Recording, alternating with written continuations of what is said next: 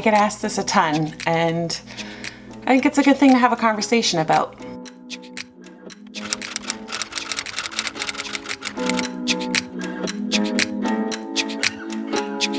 Hey friends, and welcome back to my channel. If you're new here, hello, welcome. My name is Kate. Here on this channel, we do all sorts of mom life content. We talk a lot about foster care and adoption and intentional living, living with purpose. I believe there's power in purpose, and I'm passionate about that. So if any of that interests you, I would love to have you subscribe and join the community here on YouTube.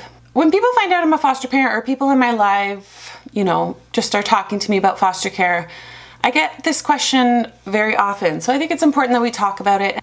Aren't you worried how foster care is going to affect your bio children? Or, aren't you worried that the behaviors of your foster children will affect your bio children? Or are you afraid that your bio children are going to get hurt? So I want to start off by saying, yes, I had all of these fears, but I think what foster care does for my bio children outweighs any of the cons. So first I want to start off by saying, I think overall we live in a very entitled culture. We live in a very self-centered culture, me, me, me. How can I be most comfortable? That's kind of the mentality that we have as a culture. And personally, for me, as a follower of Jesus Christ, I don't want my kids to grow up that way. I don't want my kids to live a perfectly comfortable life. I want my kids to know that there's brokenness in this world so they understand the need for a savior. And I want them to grow up being giving, loving, kind, and serving individuals. I don't want them just growing up thinking about what the next toy they're going to get or the next vacation they're going to go on. I'm not saying those things are bad. There's obviously a time and a place and a purpose for all of that as well. But I think overall our kids are just growing up overly entitled. We live in an instant gratification world. The availability of the internet and the information that our kids learn from such a young age, why not have it be better information and good information, and help them to develop a solid character and grow up to be giving and kind and loving and, not bullying and not just wanting this and wanting that and being disrespectful. I think foster care has a huge part in all of that. So if you're still watching, let's get into it. First of all, it's given my kids so much compassion and kindness. I can see my kids in a group of other children, and they're the ones that are trying to make friends and start playing games. And they're both kind of shy by nature. But the willingness that they have kind of learned to be there for others and to support others and to help others and just to be compassionate. If they see a kid that's all by themselves and is lonely, they'll go up to them and ask them to play. So the compassion and the kindness that it has taught my kids, that's something that I can't teach my kids. That is because of the service and the giving that they have had to do being foster sisters. And, I'm really thankful for that. I want my kids to be compassionate and kind adults, and being foster sisters has helped to foster that, for lack of a better word. It's made them more emotionally mature, which helps someone dealing with any sort of emotion, frustration, anger. It's helped them to understand things. It's helped to give them perspective. They don't have tantrums and throw fits over things. I mean, obviously they're kids. They still have their moments, but overall they're very emotionally mature, and I'm really proud of them for that. And, I think I was worried about them growing up too fast, but I think, again, going back to our culture, we baby our children far too long. And, my brother-in-law, he is the CEO of a big company, and the amount of parents that call in if their kids don't get a job or call in for their kids when they're sick, that's awful. You shouldn't be doing that for your kids. You are raising adults. That is your job as a parent. It's not to baby your kids, helicopter parent your kids. It's to set them up to have a successful adulthood.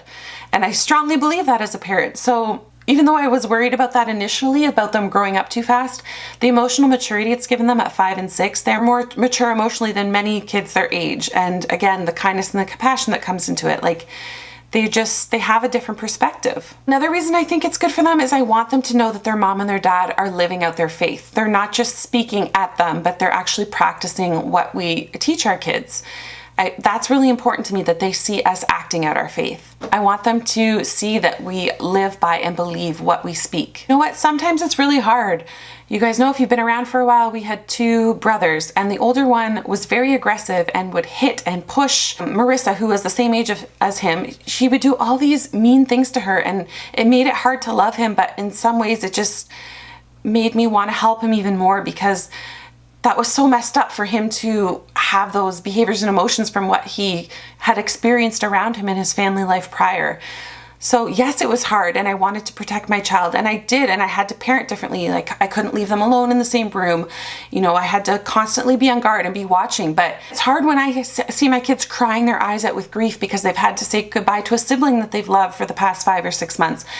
You know, those are really hard things for me as a parent to see in my child, because of course we want to protect our children, but still worth it. And I don't think I'm damaging my children. I've had people say that to me. Don't you think you're damaging your children by taking in these broken kids and doing foster care? No, absolutely, I don't. I don't feel that way at all. Of course, it's hard to see them go through those kinds of things, but 1, it builds character, 2, it gives them perspective, and 3, it gives me many teachable moments. And I think it makes them appreciate the family that they have and the parents that they have. No, it makes them stronger, and it goes back to who I want my kids to be as adults. I don't want them growing up to be entitled. I want them to know struggles and to know brokenness, and obviously age appropriate. We don't tell our kids like some of the hard things that we have to hear as foster parents. Everything is age appropriate, but you know, I don't believe in completely sheltering your kids. So you want to keep your kids innocent as long as possible, but I don't believe in completely sheltering them, because it's a rude awakening then when one day they realize that, you know, life isn't always rainbows and sunshines and toys being showered on them. Life doesn't revolve around them and their comfort. I think it's so important that they grow up to have a servant's heart and to help others and to be kind and to be compassionate. I'm going back to saying the same things, but I get the same comments over and over from people, and I just wish people would look at it from a different perspective.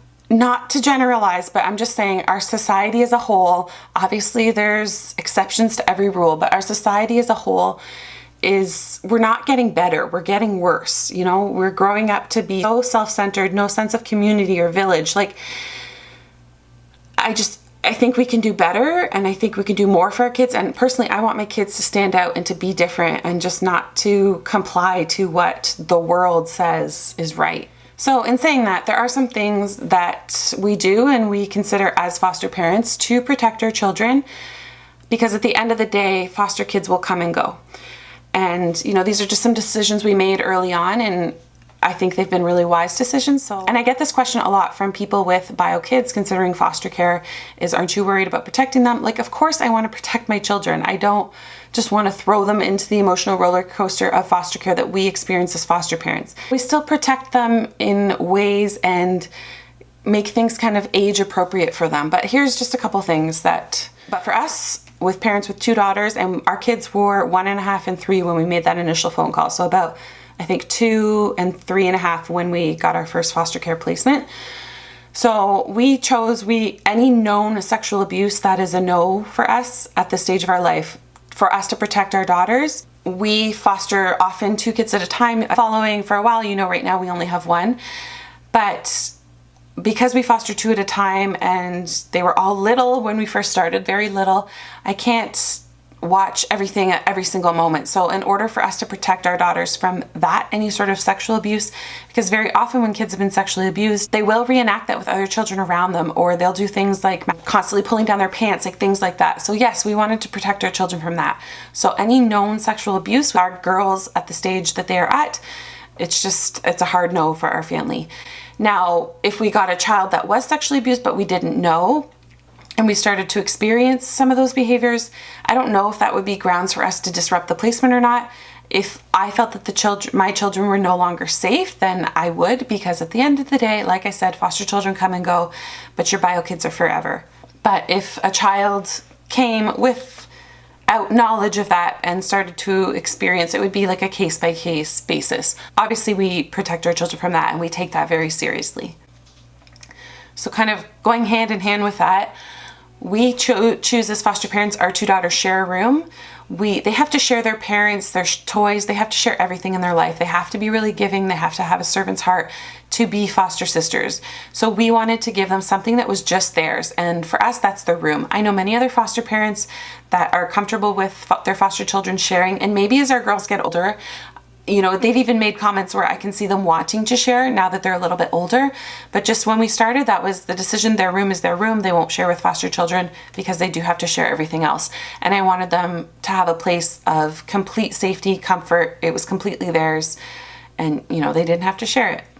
Another thing is I always put our foster children to bed first. Again, all our foster children have been younger than our biological children. This would obviously be different if we fostered older kids. But, you know, you may think that shows favoritism, but the way I look at it is we foster as a family. We're not just foster parenting them. My kids have just as much an integral role in the family as we do as foster parents. Just like we as foster parents need time after a particularly hard day to unwind and kind of decompress and just kind of ease out of that trauma parenting that we've been doing all day, so do our kids. Like I said, one daughter was constantly being targeted by a past little foster son that we had, and I needed to protect her, but make sure that she knew that we were aware of that and that we were doing things to make sure that she knew we weren't okay with that and we were just allowing it to happen. You know, we dealt with the behaviors, and part of that is just connecting with her at the end of the day and kind of explaining it to her. They're giving and sharing all day long, and they see us giving extra attention to these kids because of their trauma behaviors. Their trauma needs that. Their trauma demands that. And my brother had Down syndrome, and growing up, I think my mom struggled with balancing that. And, you know, as an adult, I can see ways that she tried to make me feel important and make me feel loved. But he required a lot of time and attention because his syndrome demanded that. And it's hard as children to understand that. I know my mom loves me and she did things to show me that, but I did struggle with that, feeling like I was not as important as my brother because he just required more time and attention. So I think this kind of stems from that. So just making sure my kids know it's just a rule. Our foster kids go to bed first. And I'm not talking like an hour earlier and our kids get to stay up way later. I'm just saying we put them down first and then we go into our kids and we have special quality time with them. It's not something we make a big deal about around the foster children. It's not something we state. It's just simply the routine that we have. Foster siblings aren't just your average kid. They deal with hard things and hard emotions on a day-to-day basis. So it's just so important that you reconnect with them at the end of the day. At the end of the day, foster children come and go, but our bio kids are here forever. And that relationship is sacred and important. And I want to grow up having an amazing relationship with my daughters. So it's not favoritism. It just is what it is. The other thing is we include them in saying yes to a new placement. Obviously, when they're very young, that didn't really play a factor, but now that they're older, whenever we get called about a placement, we ask them, what do you think? We tell them age appropriately, the information about the case, and what do you think? And every single time, guys, their answer has been yes. They have so much love in their hearts and they just want other kids to know that. And I love that about them and about what foster care has taught them. Like I said, we foster as a family, so it's important for them. If they're having a hard time or they're going through something difficult, that they feel like saying no to a placement in that moment is the best thing for them, like we need to honor and respect that as parents. And the last thing is date nights. And I think this is important, again, regardless of your family dynamic, but individual time with each of your children, especially when you have a large family. I just think that's so important. And it doesn't need to be some big extravagant dinner and a movie with your kid date night, but just, 10 minutes reading individually with them at the end of the day, or waking them up early before the rest of the kids and surprising them with a special breakfast. I think, doing special things like that for your kids, especially when your kids are foster siblings, it's really important because it just shows that you value them and that they're important and that you're making time for just them and that their feelings and emotions aren't getting kind of lost behind in all of the trauma parenting that you have to do as a foster parent. Those are just some things for you to consider if you have bio children and you are starting the foster care journey. I'm not saying that this is the way you have to do things or what I believe is the only right way, but these are just some things that my husband and I decided early on, and we have honored it throughout our foster care journey, and we've really seen the benefits of it. So I hope you guys enjoyed this video. If you did, please give it a thumbs up. I would appreciate that so much. It helps this community to grow and it allows this channel to reach other foster and adoptive families. And share this video if you know there is somebody in your life that it would be helpful for. Again, subscribe if you're new here. I'd love to have you, and I'll see you guys on the next one. Bye.